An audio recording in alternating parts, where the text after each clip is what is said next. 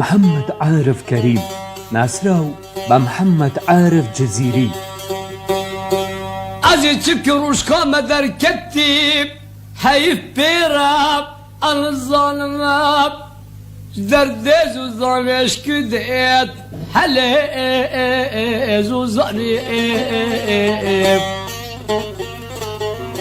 مهبانی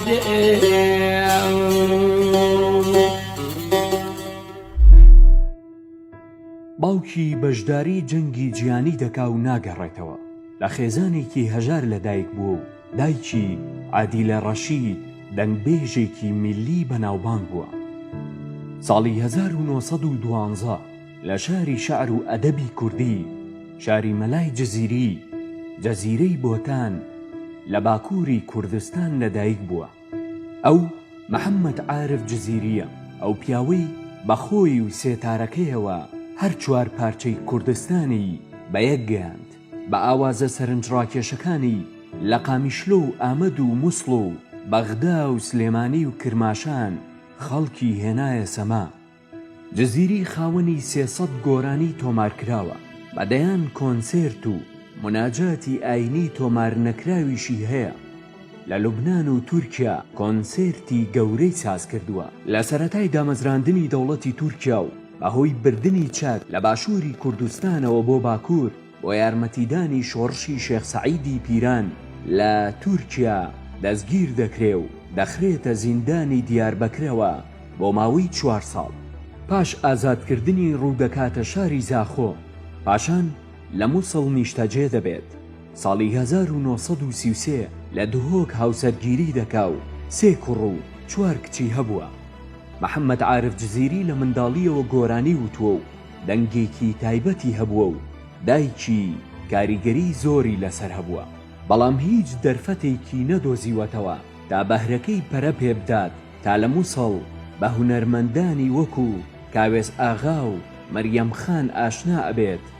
ساڵی 1934 بە هاوڕێیەتی مەریەم خان کار دەکات بۆ کردنەوەی یەکەمین ئێزگەی دەنگی کوردی لە بەغدا لە مێژووی کووردە. جزیری لەو ئێزگەیە سەرەتا 14 گۆرانی تۆمار دەکا و دواتر بە هونەرمەندانی وەکو حەسەن زیرەک و عەلیمەردان و چەندین هونەرمەندی تر ئاشنا ئەبێت. دوای ئەوەی ئەبێتە خاوەنی منداڵ، وەزەرانی ناچاری دەکات بەکاری هونەری پارە پەیدا بکات، بۆیەتیپێکی ئاینی دروست دەکات بۆ مناجات و سرودی ئاینی لە تەکیە و مزگەوتەکاندا، بە تایبەت لە مانگی ڕەمەزاندا. بە یاوەری عیسا بەرواری چەندین گەشتی دەرەوەی کوردستان و عێراق دەکات.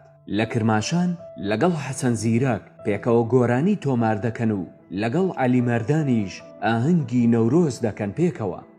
جزیری هێندە توانایەکی سەیری هەبووە. لە تەمەنی 71 ساڵیدا لەگەڵ عیسا بەرواری بۆ ماوەی 2 کاتژمێر بێوەستان گۆرانی وتووە کە لی دەپرسن دەڵێت دەتوانم 2 کاتژمێری تریش گۆرانی بڵێم. شەبە چەندەیە؟ شەبە 14 هەیە. هەی بۆ دوێ. بەڵێ. ئەبە ما ستران گوتن 2 ساعەتەوە بنۆ عیسا بەرواری گوت و عەمری من مەزنەشی. وتوشي 2 ساعات ديجي بيجي 2 ساعات ديجي أتبيجم لا عرارة تشي أو شيء باش قوتها وش دلي خوششي لا نبجنيك بير بين نينا.